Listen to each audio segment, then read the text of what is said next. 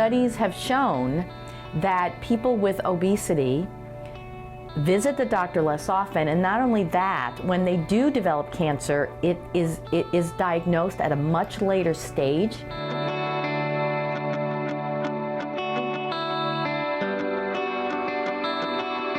Well, weight discrimination makes obesity even worse because people with obesity feel uncomfortable. Many of them feel uncomfortable and unwelcome in their doctor's offices and even in the hospital because of not just the doctors, but nurses and the staff making them feel unwelcome. So if you walk into a doctor's office and the front desk looks at you with that look like, oh, here that person comes again, that person who is slovenly, and if they could only stop eating, they wouldn't be in the doctor's office.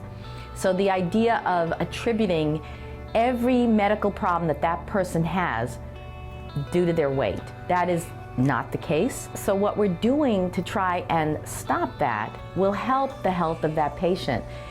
People need to come and see their doctor for their annual screening to prevent colon cancer and prevent cervical cancer and breast cancer and other cancers. You need to have your preventive screening. But if you are too humiliated to go to see your doctor because you can't get on the scale because it doesn't weigh you, and you walk in and everybody treats you badly, then you're not going to want to go to the doctor. You're not going to want to get your screens.